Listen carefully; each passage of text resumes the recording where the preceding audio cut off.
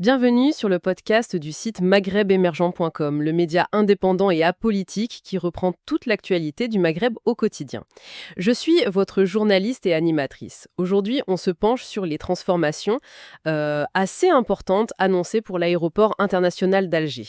Ça concerne l'horizon 2025. On parle d'une vraie refonte d'après des récentes infos. Alors, quels sont exactement ces changements et qu'est-ce que ça va impliquer concrètement pour l'aéroport et pour nous, les passagers? Pour décortiquer tout ça, nous accueillons notre invité aujourd'hui, spécialiste de ces questions de transport aérien et d'infrastructure. Bonjour. Bonjour. Oui, effectivement, c'est une évolution assez marquante pour la principale porte d'entrée aérienne du pays qui se prépare. Alors allons-y. Ce vaste projet de modernisation, il a été évoqué lors d'une réunion avec le ministre Saïd Saïoud, c'est bien ça. Quelle est la motivation principale derrière tout ça? Juste un coup de neuf ou plus? Il y a deux moteurs principaux, si vous voulez. D'abord, une nécessité, une mise en conformité avec les normes techniques internationales. Elles évoluent tout le temps. D'accord, sécurité, interopérabilité. Voilà. Et puis, c'est lié, il y a une vraie volonté d'améliorer la gestion des flux. On veut rendre le parcours passager plus fluide, mais aussi le traitement des bagages, des points souvent critiques dans les grands aéroports. L'objectif, c'est vraiment d'optimiser toute la chaîne. Et pour y arriver, quelles sont les mesures concrètes prévues? On entend parler de nouvelles technologies, de réorganisation. Absolument. On agit sur plusieurs plans. D'abord, l'introduction d'équipements électroniques plus performants. Ça, c'est un signe clair de digitalisation. Mhm. En même temps, on annonce une refonte de certains services aux voyageurs pour rendre l'expérience meilleure, moins stressante, on l'espère. Et puis, il y a une réorganisation des procédures de contrôle. Sans doute pour aller plus vite, être plus efficace, mais sans jamais compromettre la sûreté, bien sûr. Et au cœur de tout ça, il y a ces fameux portiques intelligents, les e-gates. Ça fait un peu science-fiction, non? Comment ça marche pour le voyageur ordinaire? Oui, les e-gates, c'est un peu le symbole de cette automatisation. Ce sont des sas automatiques qui utilisent la biométrie. La biométrie, c'est-à-dire? Concrètement, vous présentez votre passeport biométrique ou votre carte d'identité biométrique. Le système scanne vos données, souvent la reconnaissance faciale, et il compare avec ce qui est dans la puce du document. D'accord. Et c'est tout, hein? Non, pas tout à fait.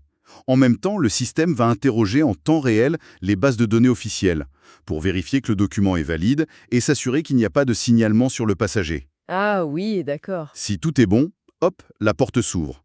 Le gros avantage attendu, c'est une accélération nette du passage aux frontières. Logiquement, ça devrait réduire les files d'attente. Moins d'attente, ça c'est une bonne nouvelle. C'est un gain de temps pour tout le monde, c'est sûr. C'est prometteur, oui. Mais qui dit technologie de pointe dit souvent nouveaux défis, j'imagine. L'article parlait de points de vigilance technique. Tout à fait. Mettre en place ces systèmes, ça soulève des défis importants. La cybersécurité d'abord. Il faut absolument protéger ces portiques et les bases de données qui vont avec, contre les attaques. C'est essentiel. Et l'autre point? L'autre enjeu majeur, c'est la protection des données personnelles.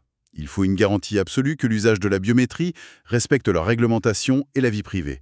La confiance, c'est la base. Bien sûr. Et un projet comme ça mobilise beaucoup de monde. Qui sont les acteurs clés dans cette affaire? Oui, c'est une opération coordonnée. On a le ministre, Saïd Saïoud, qui assure la supervision politique, la coordination générale. Ensuite, l'Agence nationale de l'aviation civile, l'ANAC, qui veille au respect des normes. C'est son rôle de régulateur. Et sur le terrain? Sur le terrain, c'est l'entreprise de gestion des services aéroportuaires, les GSA. C'est elle qui met en œuvre les nouvelles installations, les nouvelles procédures. Et il ne faut pas oublier les compagnies aériennes, surtout Air Algérie, bien sûr, l'opérateur principal. Elles doivent adapter leur propre système, l'enregistrement, l'embarquement, pour que tout s'intègre bien. C'est un travail d'équipe en somme. Exactement, un travail d'ensemble. Alors, si on essaye de se projeter en 2025, une fois que tout sera en place, qu'est-ce qui changera le plus visiblement pour quelqu'un qui prend l'avion à Alger? L'impact qu'on recherche, c'est une amélioration vraiment tangible de l'expérience globale. Pour les voyageurs, ça devrait vouloir dire moins d'attente au contrôle, des formalités plus rapides. Un parcours plus simple, plus serein? Moment de pointe, et peut-être aussi une meilleure ponctualité des vols. C'est une montée en gamme générale qui est visée. Bon, pour résumer, l'aéroport d'Alger se lance dans une modernisation importante. On mise beaucoup sur la technologie, comme les e-gates, et sur une réorganisation des processus. C'est piloté par plusieurs acteurs clés.